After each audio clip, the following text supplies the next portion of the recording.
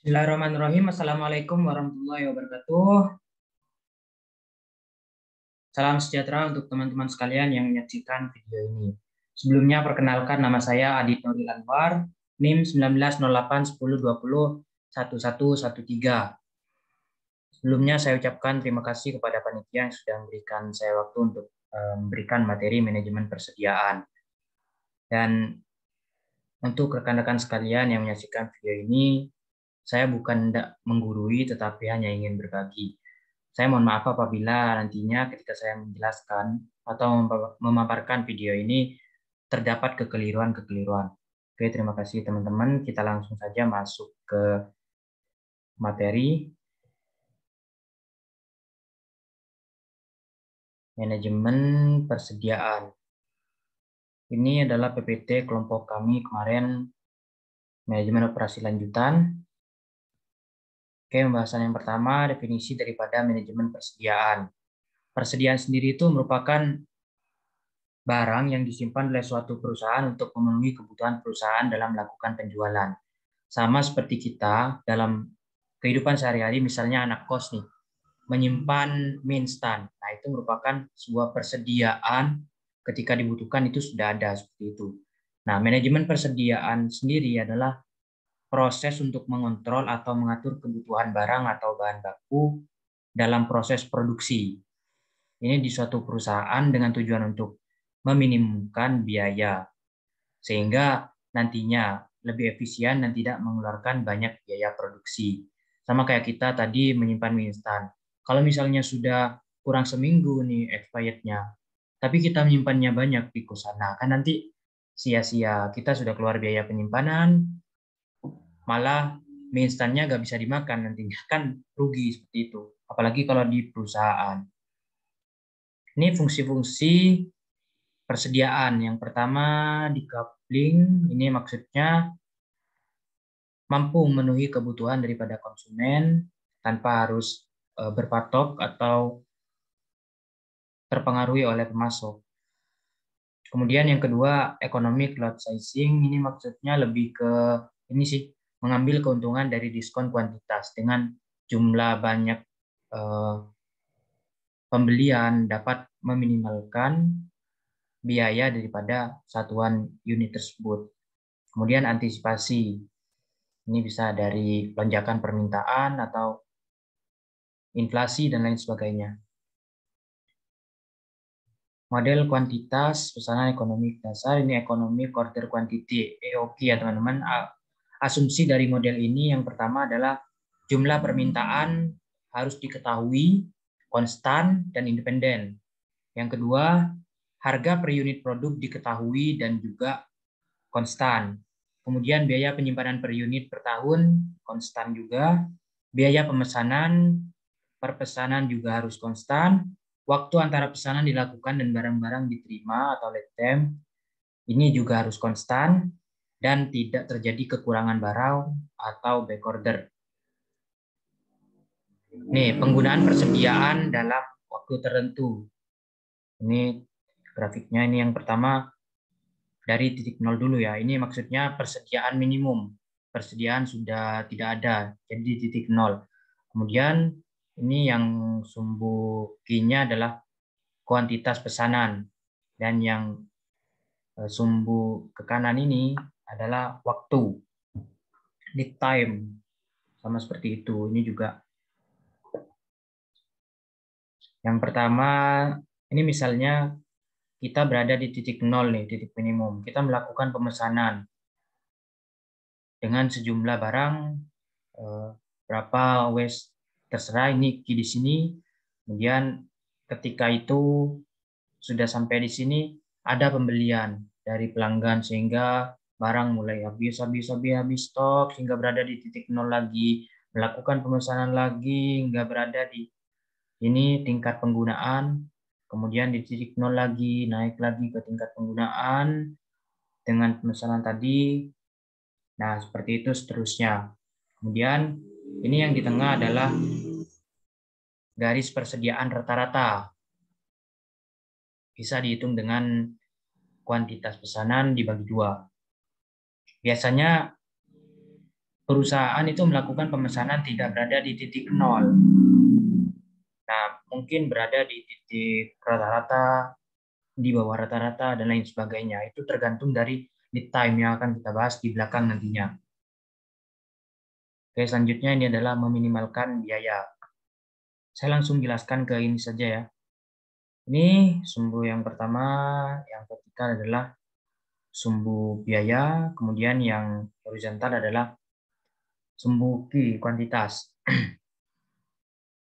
Ini garis yang pertama, yang di tengah ini, yang ke kanan atas, ini merupakan kurva biaya penyimpanan. Kenapa kok bergerak ke atas? Karena semakin banyak yang disimpan, maka biayanya akan semakin besar. Kemudian yang ini, yang kurva biaya pemesanan atau penyetelan. Ini bergerak ke kanan bawah ya. Kenapa? Karena semakin banyak melakukan pemesanan, maka biaya akan semakin minimal. Misalnya, dengan pembelian 100 bahan mentah, ongkos daripada kendaraan angkutnya 100.000. Sebenarnya itu bisa berkapasitas 200 bahan baku. Bisa kan nantinya 200 bahan baku dibeli, sehingga biaya daripada biaya angkutnya akan lebih murah terhadap satuan unit bahan baku tersebut. Dan juga bisa dengan adanya diskon ketika melakukan pembelian yang banyak itu. Sehingga perpotongan dari biaya penyimpanan dan biaya pemesanan ini ketemu nanti di sini Q bintang, kuantitas pesanan optimal, dan akan dicari nantinya biaya minimum.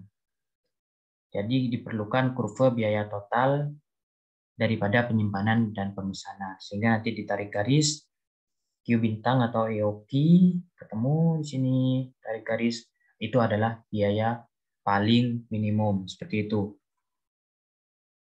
Ini rumus-rumus yang perlu kita ketahui. Yang pertama, Q.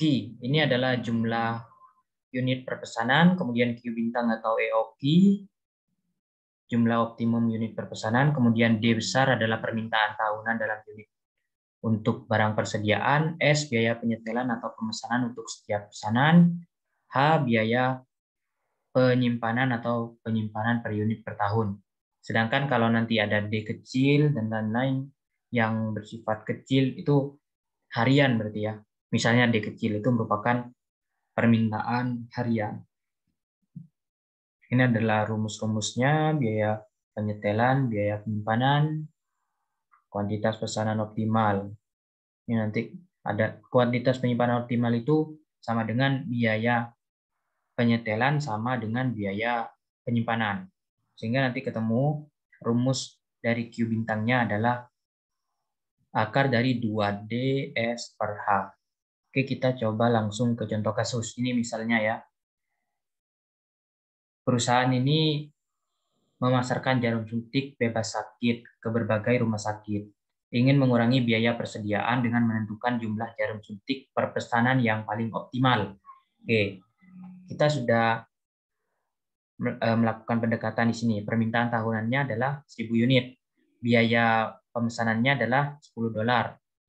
Dan biaya penyimpanan per unit per tahun adalah $0,5. Jadi langsung kita masukkan ke rumus Q bintang yang tadi sama dengan akar dari 2ds per H. Ini harusnya Q pangkat 2 sama dengan 2ds per H, sehingga Q bintang sama dengan ini, teman-teman. Ini 2 dari rumus, kemudian 1.000 adalah permintaan tahunan, ini D, dan S adalah biaya pemesanan perpesanan per tahun, kemudian hanya adalah biaya penyimpanan per unit per tahun, 0,5 atau $0,5, sehingga Q bintangnya ketemu akar dari 40.000 dan Q bintang adalah 200.000, sehingga perusahaan ini sudah tahu nih sekarang berapa jumlah untuk melakukan pesanan yang paling optimal di perusahaan ini. Jadi yang paling optimal adalah 200 unit. Oke, ini titik pemesanan ulang yang seperti saya katakan tadi, lead time, ada waktu tunggu. Kita coba langsung ke Oh, ini dulu ya, ROP sama dengan permintaan per hari dikali dengan lead time, waktu tunggu, sama dengan D kecil, permintaan per hari dikali dengan L, lead time-nya, sehingga permintaan per hari sama dengan permintaan tahunan dibagi dengan jumlah hari kerja dalam 1 tahun. Oke, ini contoh kasusnya. Sebuah distributor Apple melayani permintaan 8.000 iPod setiap tahun. Perusahaan ini beroperasi selama 250 hari kerja dalam 1 tahun. Rata-ratanya pengantaran sebuah pesanan memakan waktu 3 hari kerja. Nah, perusahaan ingin menghitung ininya, ROP-nya. Yang pertama kita cari dulu permintaan per harinya itu berapa. Permintaan tahunan dibagi dengan jumlah hari kerja, 8.000 dibagi 250 sehingga ketemu permintaan hariannya 32 unit. Sehingga ROP dapat kita hitung permintaan harian dikali dengan waktu tunggunya 3 hari, 32 dikali dengan 3 hari yaitu 96 unit. Sehingga ketika perusahaan sudah tersisa 96 unit, itu harus melakukan pemesanan ulang. Sehingga ketika barang atau stok itu sudah 0, itu langsung ada gantinya. Lakukan penggantian stok tersebut seperti itu. Sehingga tidak terjadi kekosongan yang dapat konsumen kecewa nantinya. Kan udah mau beli, tapi gak ada. Seperti itu. Oke, kita lanjut. Ini model kuantitas pesanan produksi. Production order quantity model. Ini lebih ke rumus-rumus sih teman-teman ya. Nah, ini rumus-rumusnya bisa nanti di screenshot sendiri ya. Ini sama seperti yang tadi, biaya penyetelan sama dengan biaya penyimpanan, sehingga nanti ketemu. Ininya seperti ini. Oke, coba langsung ke contoh kasus ini. Misalnya, Nathan Manufacturing membuat dan menjual top spesial untuk pasar purna jual mobil eceran. Peramalan Nathan untuk rodanya adalah 1.000 unit tahun depan dengan permintaan harian rata-rata dalam 4 unit. Kemudian produksi yang paling efisien ada pada 8 unit per hari. Jadi perusahaan tersebut memproduksi 8 unit per hari, tetapi hanya menggunakan 4 per hari oleh adanya permintaan. Perusahaan ingin menyelesaikan untuk jumlah optimum jumlah unit per pesanan. Biaya penyetelan atau pemesanan adalah $10 per pesanan dan biaya penyimpanan per unit per tahun adalah $0,5. Ini 250 hari kerja per tahunnya catatannya. Oke, ini pendekatannya. Yang pertama sudah kita ketahui, permintaan tahunannya adalah 1.000, biaya pemesanannya adalah $10, biaya penyimpanan unit per tahun itu $0,5, kemudian permintaan ini produksi dulu. Produksi hariannya 8 unit per hari dan permintaan hariannya 4 unit per hari. Sehingga seperti rumus yang di slide sebelumnya, langsung kita masukkan akar dari 2D S per H 1 min D per P. Kita masukkan 2D, D besar, permintaan per tahun dikali dengan S, biaya pemesanan per tahun 10, kemudian 0,5 adalah biaya penyimpanan per unit per tahun, kali dengan 1 min 4, permintaan per hari, per 8 adalah produksi per hari. Sehingga ketemu hasilnya adalah akar dari 80.000. Akar dari 80.000 adalah 282,8 atau langsung kita bulatkan menjadi 283 drop. Oke, lanjut ke model kuantitas, model diskon quantity. Ini adalah suatu potongan harga ketika melakukan pembelian dalam jumlah yang sangat banyak atau besar seperti itu. Langsung ke contoh kasus. Ini misalnya perusahaan mainan ya. Biaya normal untuk satu unit mainan mobil balap adalah $5. Untuk pesanan antara 1.000 sampai dengan 1.999 unit itu ada diskon sehingga turun menjadi $4,80. Dan untuk pesanan lebih dari 2.000 juga ada diskon semakin kecil lagi sehingga menjadi $4,75. Nah, biaya pemesanan $49 per pesanan.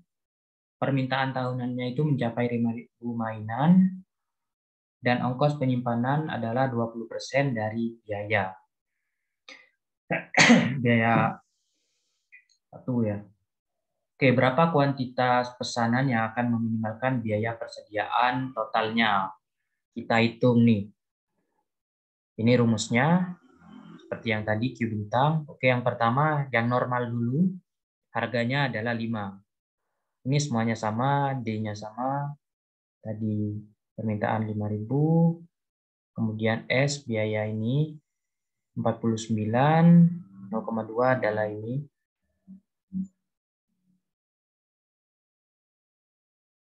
Sehingga ketemu kalau normal itu 700 mobil per pesanan.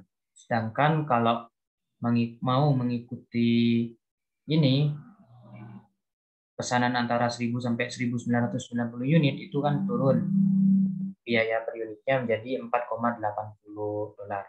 Sehingga bedanya di sini di biaya per unitnya. Sehingga ketemu kalau mau mengikuti itu 714 mobil per pesanan. Kemudian yang ketiga, yang 2.000 ke atas, itu 4,75 sehingga ketemu 718 mobil per pesanan. Lalu kita sesuaikan dengan persyaratan ini, 1.000, 2.000 itu. Yang pertama kan normal, 700 ya, 700. Kemudian yang Q bintang kedua itu kan minimal 1.000. Jadi yang paling dekat dengan 714 itu paling dekat kan 1.000. Masa mau beli 1.999 kalau ada yang paling minimal. Jadi yang paling minimal saja. Kemudian yang ketiga itu yang paling minimal adalah 2.000. Sehingga nanti kita dapat menghitung biaya totalnya. Yang normal kan tadi ini biayanya ya per unitnya, sehingga biaya totalnya $24.700.